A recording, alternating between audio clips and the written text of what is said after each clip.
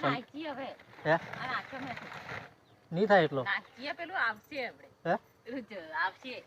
ના ના હજુ તો અજવારું છે ના કશું બીક નહીં એવું નહીં તાર જોડે અમે સોની બીક લો ના ના જાઉં ને તને મેલીને હું થોડો ના આવી જવાનો છું તને મેલીને જાઉં તો મને ઘેર પી હવાઈ દે હે ત્યાં પેલું ઝરખું કરીને એકદમ મને હું બીવડાઈ નાખે તે તો હું નતો જાણતો હતા અસલ મેં તો મરચો વેને અને ફરી કહ્યું ને કે આવું આવ્યું છે ને તેવું આવ્યું છે ફરી તો હવે તો મને હું થોડી બીક લાગે છે કેમ કે ક્ષેત્રોમાં હવે કોઈ છે જ નહીં બધા લોકો ફરાર થઈ ગયો.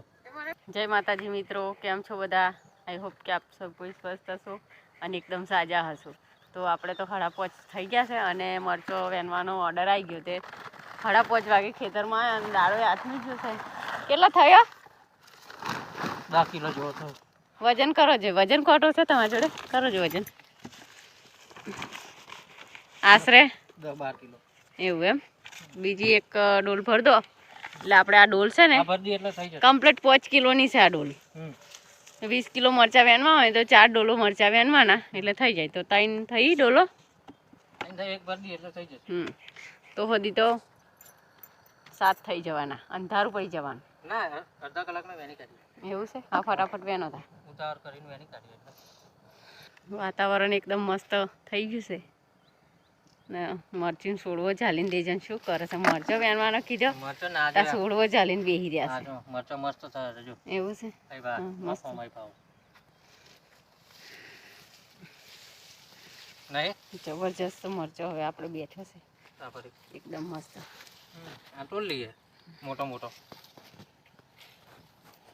આવો મરચો લાગતો હોય ને તો એટલું મસ્ત મરચો છે. આપણે આખા ખેતરમાં આવો મરચો હોય તો સારું હે. મજા આવી જાય. એક જ એના ડોલ ભરાઈ જાય. એકદમ લીલું છમ બધું વાતાવરણ દેખાય છે. ખેતરો બધું તમાકુ વાળો અને આપણે એકલી જ વચ્ચે મરચીઓ છે. હે ગોર બધે જ તમાકુ છે. આ 50 વીઘાના એરિયાની અંદર આપણે એકલી મરચીઓ છે. બાકી જબરજસ્ત તમાકુ. તો ફટાફટ મરચો વેન લઈએ પછી જઈએ ઘેર. નહીં ચલો હોજ પર આવી ને એટલે એક જ મોણો હવે ખેતરમાં દેખાય. બધા પોતપોતાના ઘેર નાહવા મળે. આપણે એકલો જ છીએ.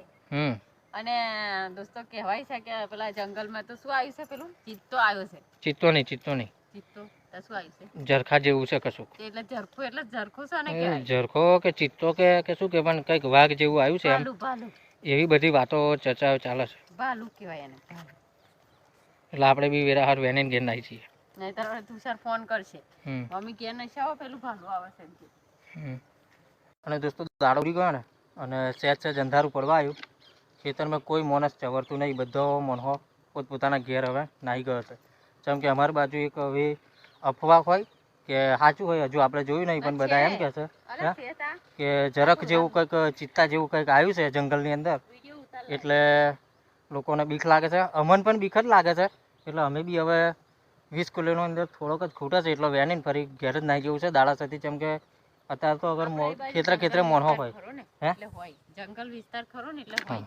દોસ્તો શું અત્યાર સુધી તો આપણે નજીક જ નદી છે મહીસાગર નદી. એટલે એ બાજુ કોતર વિસ્તાર છે બધો.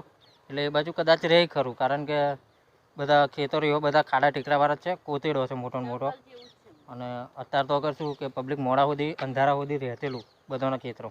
આજે તો અમે જ હળા પહોંચે આવ્યા ને ત્યારથી જ કોઈ દેખાતું નહીં. બધા પોતપોતાના ઘેર નાહી ગયા છે. બાકી કોકને કોઈ કામ કરવાવાળું મોડા સુધી રહેતેલું પણ આજે તો કોઈ છે નહીં. એટલે આપણે 20 કિલો મરચો કરવાનો છે ને હવે લગભગ એક ડોલ જેવું તો ખૂટે છે. જલ્દી વેની લઈએ અને ફરી આપણે બી વેરાહાર ઘર નાહી જઈએ. કેમ કે ઘેર મમ્મી પપ્પાને એમ ચિંતા કરે અને તુષારનો એમનો ફોન આવશે કે હજુ ચમ મોડું થયું એમ. દોસ્તો શું છે કે ભયવાળું વાતાવરણ છે. હવે સાચું હોય કે ખોટું હોય આપણે જોયું છે નહીં પણ બધા કહે એટલે આપણે મોનવું પડે. કદાચ નહીં હોતું ને કંઈક હોય તો આપણે તકલીફમાં મૂકીએ. શું કહેવું? બરાબર ને? એટલે વરસાદ મરચો તોડે છે. હવે હું પણ તોડવા લાગું દોસ્તો અને પછી આપણે બી વેરાસતી ઘેર નાહી જઈએ. કારણ કે સુમસામ ઇલાકો થઈ ગયો છે એકદમ. કોઈ ખેતરોમાં હવે દેખાતું નહીં. કોઈ માણસ જંગલની અંદર જો આપણે એકલા હોય એવું લાગે છે ખેતરોમાં. મને બીક લાગે. પેલા કાકા કોક દેખાય છે. વરસાદ કે મને બીક લાગે છે. એટલે દોસ્તો હવે આપણે થોડું વહેલું કોમ પતાવીને વેરાહાર ઘેર નાહી છીએ. તો ચાલો તો દોસ્તો હવે આપણે 20 કિલોની અંદર હવે થોડોક જ મરચો ખૂટે છે. 2 કિલો જેવો ખૂટે છે. બાકી અડધી ડોલ તો થઈ ગઈ. થોડોક ખૂટે છે એટલી ભરાઈ જાય એટલે આપણે ઘેર જવાનો ફરી પ્લાન બનાવીએ. ના નાખીએ હવે હે આ નાખ્યો નથી નહીં થાય એટલો નાખીએ પેલું આવશે આપણે હે પેલું આવશે ના ના હજુ તો અજવાળું છે ના અત્યારે તો મને બીક લાગે ના કશું બીક નહીં એવું નહીં તાર જોડે ના એમે સોની બીક તમે હો લો. મેલી ખાઈ જતો ના ના જાવ ને ના હું તને મેલીને હું થોડો ના આવી જવાનો છું તને મેલીને જાવ તો મને ઘેર પી હવાઈ દે હે હે હા પણ નાઈ જા વારમાં બેન સુઈ જાઓ આ થોડોક 2 કિલો જેવો ખૂટે પણ હા કેવું દેખાય બધું જો તો ખરા એ તો હજુ થોડું અજવાળું છે મને બીક લાગે હે બીક લાગે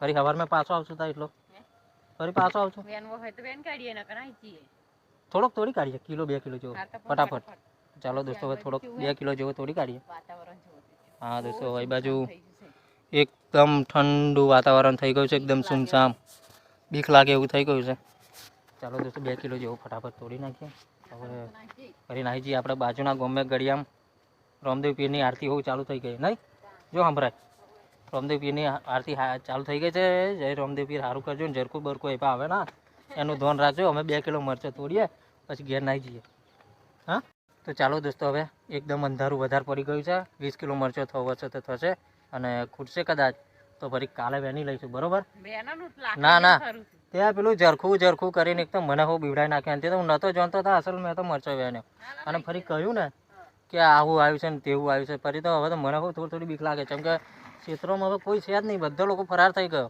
તે મને બીક લાગે હા તો એને બીક લાગે છે ને હજુ તો કે વેની એમ કહે છે તો દોસ્તો ચાલો ખૂટશે તો ફરી કાલે આવીને સવારમાં આવીને વેની લઈશું બીક લાગે બીક લાગે છે તો મને બીક તો લાગે એને બીક લાગે એનું જેમ ફરી મને બીક લાગે દોસ્તો હવે આજનો વિડીયો અહીં પૂરો કરીએ વિડીયો સારો લાગે તો વિડીયોને લાઇક શેર અને સબસ્ક્રાઈબ કરજો મળીએ ફરી નેક્સ્ટ દિવસે કાલે બીજા વિડીયોમાં ત્યાં સુધી આવજો બાય બાય જય માતાજી